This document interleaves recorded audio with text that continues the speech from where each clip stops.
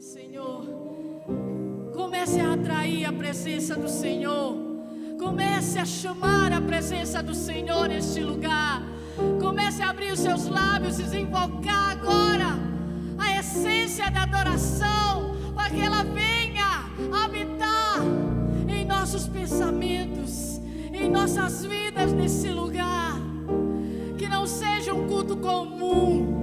Faça a diferença através da sua adoração. Se desligue de qualquer música, se desligue de qualquer pessoa que esteja aqui ministrando. Se ligue ao trono da graça agora. Se ligue ao Rei dos Reis, ao único que é digno de receber toda a honra e toda a glória. Mergulhe, mergulhe no Espírito Santo, mergulhe na adoração, mergulhe nele, aleluia, mergulhe no amor do Senhor Jesus, aleluia, aleluia, aleluia. Abra sua boca e exalte a presença do Senhor, exalte a Ele, exalte ao Senhor Jesus.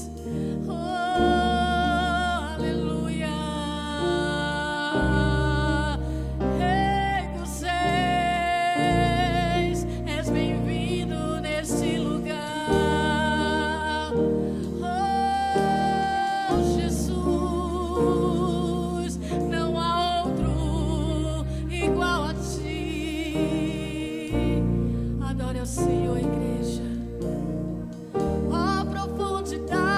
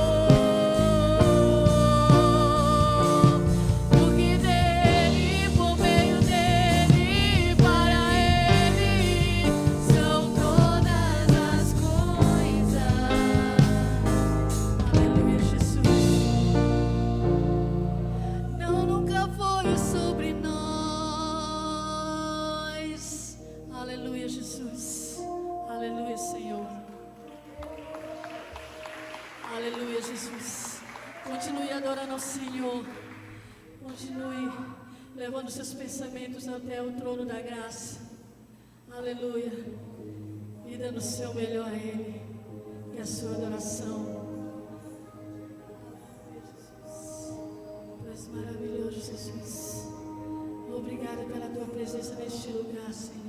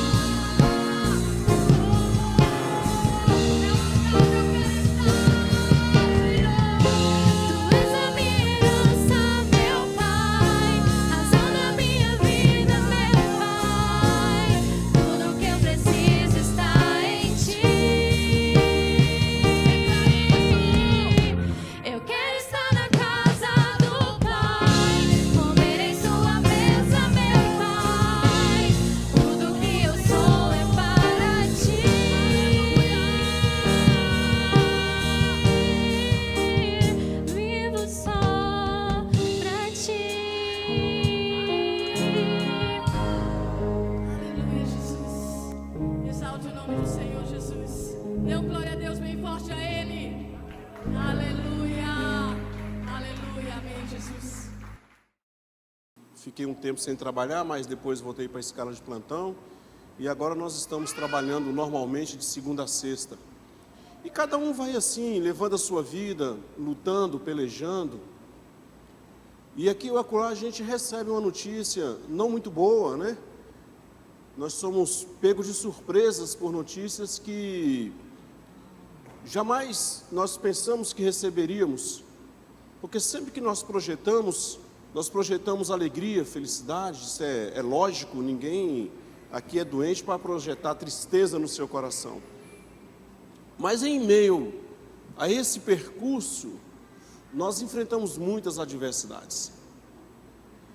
E nessas adversidades, nós precisamos orar e pedir, e clamar e falar a Deus. E é sobre isso que eu quero falar nessa noite, sobre a intercessão, a oração, como que ela muda destino, como que ela muda a nossa rota, como que muda a nossa família, como que muda o nosso interior. Ela vai mudar de alguma forma. Se formos respondidos automaticamente às nossas orações, certamente nós estaremos alegres, sorrindo. Mas se ela demorar, nós vamos nos entristecendo, e às vezes até pensamos que não vai chegar o dia. Mas deixa eu dizer uma coisa para vocês nessa noite. Jeremias 29 diz o seguinte: eu é que sei que pensamento que tenho a respeito de vós, para dar a vocês o fim que vocês desejam. Então isso Deus estava respondendo ao povo de Israel que estava cativo, e eles choravam e oravam e clamavam e pensavam que seriam da maneira dele, mas Deus diz que Ele sabe que pensamento que tem ao nosso respeito, e Ele vai dar um fim, seja na angústia, na tristeza, seja na solidão de alma, seja na tristeza de espírito, aquele pesar que nós sentimos em nossos corações. Apesar de tudo, nós vamos vivendo essa experiência, e nós vamos extrair dessa experiência as coisas boas. Se não vejamos, acredite, irmãos, esse ano, de 2-3 meses para cá, as coisas lá em casa mudaram muito, mas muito, que eu fiquei assim impressionado com o que Deus tem feito nas nossas vidas. E foram orações que nós dobramos os joelhos e oramos aí muito tempo em súplicas. E confesso aos irmãos, chegar diante de Deus e dizer: Senhor, realmente eu não sei para onde ir ou o que fazer, se não tomar a direção que o Senhor tem para mim. Uma coisa é certa, se o Senhor não trouxer hoje, amanhã virá. Se não vier amanhã, depois de amanhã, mas o Senhor estará cuidando de nós. E nós começamos a agradecer pelo alimento que nós temos, pela água que nós bebemos, pela vida, pela casa, pelo carro. Paz, meus irmãos, eu agradeço até pelos cachorros que eu tenho. Deus, obrigado pelos nossos animais. E quando nós saímos, eles estão aqui junto com os anjos, guardando a nossa casa, né? São lá velhinhos, 16 e 17 anos, e eu cuido deles com o maior carinho. Mas nós oramos. E essas orações, algumas delas foram feitas há 3 anos atrás, há 2 anos e meio atrás, mas que Deus é fiel e Ele respondeu, em plena pandemia, Deus respondeu a minha oração. E eu creio, irmão, que Ele vai responder a sua oração também, porque a nossa intercessão, a nossa entrega a Deus, ela é fundamental, de como nós dobramos os nossos joelhos, de como nós colocamos as nossas causas diante de Deus. Então nós podemos orar, nós podemos interceder, nós podemos clamar. Eu confesso aos irmãos que eu cheguei à época que eu deitava lá no meu escritório e dizia: Deus, só o Senhor na minha causa. E deitava mesmo, botava a boca no pó mesmo, só o Senhor para me sustentar. Porque nós podemos orar também: Deus, eu não aguento mais, eu vou embora, eu vou largar tudo para lá. Mas a nossa experiência nessa caminhada, ela vem nos ensinando que nós não temos outro caminho, que nós precisamos insistir nas nossas orações, que nós precisamos insistir no nosso clamor, que nós precisamos insistir em deixar as nossas coisas diante de Deus. O problema é que nós queremos ajudar a Deus a resolver as nossas coisas, quando Ele diz que nós devemos entregar tudo a Ele, porque tudo está no controle dEle, tudo está nas mãos dEle. Aí nós pensamos assim: mas se abater a morte sobre a minha casa, sobre os meus irmãos, ninguém vai escapar dessa situação. Ninguém está livre dessa situação. Como é que eu vou ficar? É entre você e Deus, se você vai continuar agradando a Deus, se você vai continuar servindo a Deus, se você vai continuar louvando a Deus. Por quê? Porque louvar a Deus em meio a circunstâncias favoráveis é aquilo que tudo que nós queremos, é tudo que os nossos corações almejam. Louvar a Deus quando as circunstâncias estiverem todas favoráveis. Mas vai chegar o dia que nós vamos encontrar a turbulência, vai chegar o dia que nós vamos encontrar a tribulação, vai chegar o dia que nós vamos encontrar a perturbação, vai chegar o dia em que nós vamos, queridos, levantar na madrugada, e você vai perder o sono, e vai lá e toma uma água, deita de novo, não encontra o sono, e vai chegar o dia que você vai passar noites em claros, mas vai chegar o dia também, que você tem que tomar posse da palavra de Deus, que diz: quando o choro pode durar uma noite, a alegria também vem pela manhã.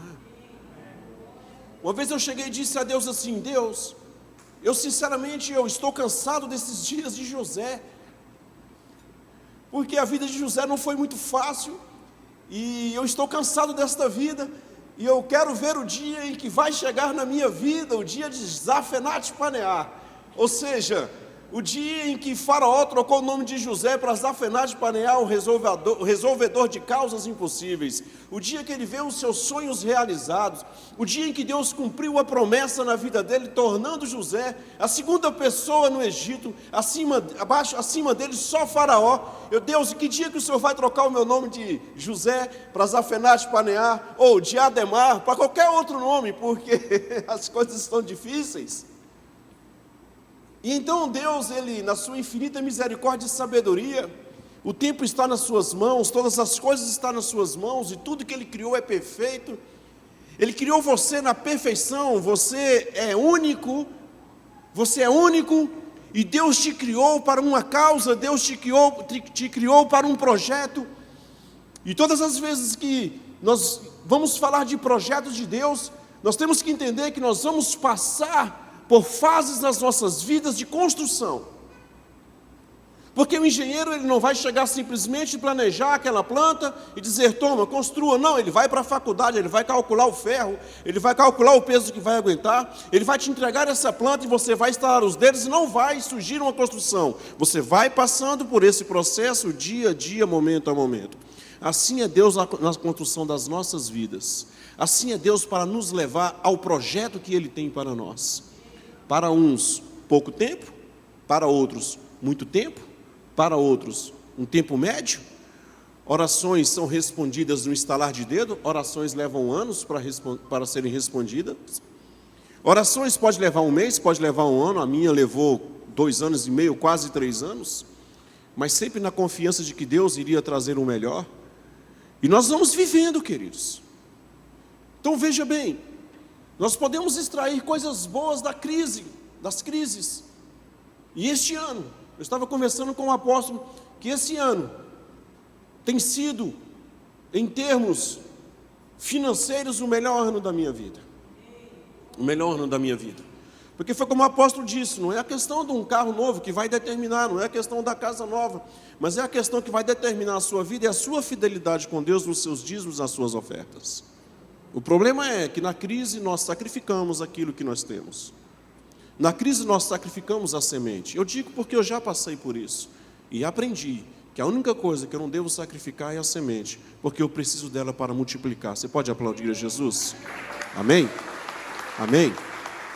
Nós vamos passar, nós vamos vencer. Esses dias, talvez por falta de sabedoria, vocês acreditem que eu nunca havia comprado 3 pares de tênis de uma vez? E esses dias eu comprei 3 pares de tênis de uma vez, apóstolo. Quando eu cheguei em casa, que eu olhei, que meu coração pulou de alegria, eu disse: eu nunca fiz isso na minha vida.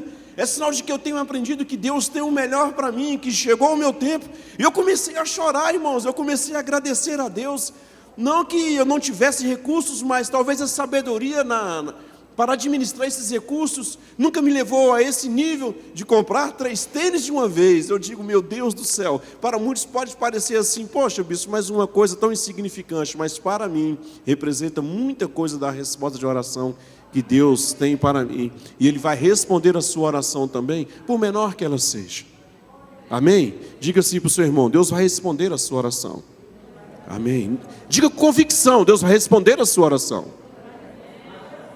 Então olha só como é que esse homem vive. Em 2 Crônicas, no capítulo 20, nós vamos ler sobre o rei Josafá. Ele recebe uma notícia muito inesperada, porque ele foi ungido a rei com 35 anos de idade, por 25 anos ele reinou sobre Israel.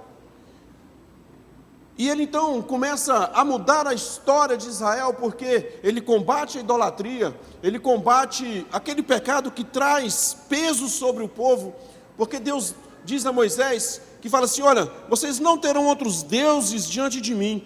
E com o passar do tempo, Israel caminha por este caminho, vai por este caminho, e ele é da linhagem de Salomão, e ele começa a mudar esse histórico, então ele muda a história de Israel. Mas isso suscita inimigos, isso levanta inimigos. E Josafá então ele recebe uma notícia não muito boa, porque juntam-se 3 exércitos contra ele. A palavra diz, então Josafá, depois disso os filhos de Moabe, os filhos de Amon, junto com os meunitas, os moabitas, os amonitas são os filhos lá do incesto, vieram a peleja contra Josafá. Então vieram alguns que avisaram a Josafá, dizendo, grande multidão vem contra ti, da além do mar e da Síria. Eis que já estão em Hazazon Tamar, que é Engedi, ou Engedai. Então Josafá teve medo, e se pôs a buscar ao Senhor, e apregou jejum em toda Judá. Repita comigo, Josafá teve medo. E isto... Pôs-se Josafá em pé na congregação de Judá e Jerusalém, na casa do Senhor, diante do pátio novo, e disse, Senhor Deus nosso, Senhor Deus dos nossos pais, porventura não és tu nos céus? Não és tu que dominas sobre todos os reinos e povos? Na tua mão está a força, o poder, e não há quem possa resistir. Porventura, ó nosso Deus, não lançaste fora os moradores desta terra de diante do seu povo, e não deste para sempre a posteridade a Abraão, teu amigo? Habitaram nela e nela edificaram um santuário ao teu nome, dizendo, se algum mal nos sobrevier, espada por castigo, peste ou fome, nós nos apresentaremos diante desta casa e diante de ti, pois o teu nome está nessa casa. O versículo 12, nosso Deus, acaso não executarás tu o teu julgamento contra eles? Porque em nós não há força para resistirmos a essa grande multidão que vem contra nós, e não sabemos nós o que fazer, porém, os nossos olhos estão em ti. Versículo 14. Então veio o Espírito do Senhor no meio da congregação sobre Jaziel, filho de Zacarias, filho de Benaia, filho de Jeiel, filho de Matanias, levita dos filhos de Asaf, e disse, dai ouvidos todos Judá e vós moradores de Jerusalém, dai ouvidos todos de Betel e vós moradores do Gama, Taguatinga e adjacência. É tu, ó rei Josafá, ao que vos diz o Senhor, não temais, nem vos assusteis, por causa desta grande multidão, pois a peleja não é vossa, mas de Deus. Aplauda ao Senhor, irmão. Aplauda ao Senhor. Então os irmãos vejam que Josafá está tranquilo, mas ele recebe uma notícia não muito agradável, vem 3 reis contra ti. E a palavra diz que ele teve medo, o versículo 3 diz que Josafá temeu aquela notícia. Josafá temeu na sua estrutura como homem. E muitas vezes é o que acontece conosco, nós tememos na nossa estrutura, porque nós somos falhos. Mas a palavra diz que Deus conhece a nossa estrutura, e Ele sabe que nós somos pó. E se nós somos pó, queridos, Ele vai entender da nossa fragilidade. Só que Josafá ele tomou uma postura diferente com essa notícia que ele não esperava receber, porque ele havia estabelecido um reino, ele havia rompido com o que trazia o atraso para o povo, que era a idolatria. E é natural que quando você rompe com o pecado, quando você rompe com aquilo que impede você de chegar mais perto de Deus, você vai entrar em outro nível de batalha. Por quê? Porque quando encerra um ciclo, começa outro ciclo. Você vai encerrar uma batalha, você ganhou essa batalha, você vai agora desfrutar desse ciclo que se inicia na sua vida de vitória. Mas eu vou dizer uma coisa para vocês: enquanto nós estivermos aqui, esse ciclo de vitória, ele vai ser atacado novamente, porque o nosso inimigo, ele não descansa. Mas vai se encerrar outro ciclo de peleja e vai se iniciar outro ciclo de vitória. Porque a palavra diz em Isaías que o Senhor não contenderá com o homem para sempre, porque Ele sabe que o espírito do homem não vai resistir. Então, querido, nesse ciclo, Deus vai providenciar a vitória para as nossas vidas. E foi isso que Josafá passou, foi isso que ele viveu. Ele recebe essa notícia de que vem 3 reinos contra ele. Ele diz assim: estou perdido, eles vão acabar com o nosso reino. E ele teve medo. E quantos de nós já vivemos isso, ou passamos situações que nós trememos? Eita, mas esse tempo passa rápido, apóstolo. Aleluia. Que nós tememos, que nós vamos nos esconder debaixo da cama, esconder dentro de nós, porque nós temos medo. Mas a postura desse homem foi: ele teve medo, mas ele se virou e disse: vamos então buscar a Deus. E ele começa então na sua oração, na sua súplica, a dizer a Deus que: Senhor, a nossa confiança está em Ti. Ele invoca a fidelidade de Deus. A Tua palavra diz, Senhor, aos nossos antepassados, que se nos viesse alguma coisa, o Senhor não estaria nesse lugar, nós clamaríamos e o Senhor nos responderia. Então, queridos, a primeira reação é o medo, mas você deve tomar a sua postura e invocar a fidelidade de Deus, e dizer quem é Deus, e falar como Ele age, e lembrar do dia que Ele te trouxe, que Ele te tirou do mundo, que Ele te trouxe porque Ele tem uma obra na sua vida. Ele não trouxe você para a derrota, Ele trouxe você para a vitória. E você começa a invocar o nome de Deus e dizer: Senhor, lembra do dia que o Senhor me trouxesse, que o Senhor me tirou do mundo.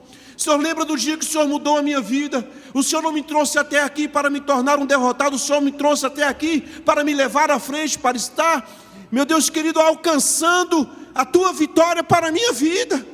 É mais ou menos isso que Josafá diz, irmãos, para Deus. Ele começa a invocar a fidelidade de Deus, porque ele põe a sua confiança em Deus. Em qualquer circunstância, os nossos olhos têm que estar no Senhor. No Senhor, qualquer que seja a circunstância. Mas nós insistimos em desviar os nossos olhos daquilo que Deus tem para nós. Porque se esse homem toma essa decisão, a sua oração, a sua intercessão, não livraria o país da guerra. Mas ele põe a confiança em Deus. E então muda o histórico daquela cidade. Tanto é que até hoje se fala no rei Josafá. E Deus responde. Então Deus vai lá, levanta o profeta e diz assim: olha, a batalha não é sua, a batalha é de Deus. Você fique tranquilo, Josafá. Você fique tranquilo. Mas nós precisamos continuar orando. Nós precisamos continuar intercedendo. Você lembra, Senhor? Habitaram nela e nela edificaram um santuário ao Teu nome, dizendo: se algo mal nos sobrevier, espada por castigo, peste ou fome, nós nos apresentaremos diante desta casa e diante de Ti, pois o Teu nome está nesta casa. O Senhor lembra, Senhor? O Senhor lembra da promessa que o Senhor me fez? Nós não temos forças para resistir a essa multidão, mas a oração, querido, a intercessão, ela muda o curso da história. A oração, ela nos leva à vitória. A oração respondida engrandece o nome do Senhor, porque se Deus diz a Josafá que a peleja não é deles, a peleja é de Deus. Quando você vai discorrendo sobre esse versículo lá na frente, quando você termina de ler essa história de Josafá, vocês lerão que Deus, as nações temeram o nome do Senhor, por aquela vitória que Deus livrou a vida de Josafá. Então, a princípio, ele recebeu uma notícia que veio estremecer, a sentir medo, mas, querido, o final dela, a confiança que ele colocou em Deus, levou o nome do Senhor a ser glorificado. Amém?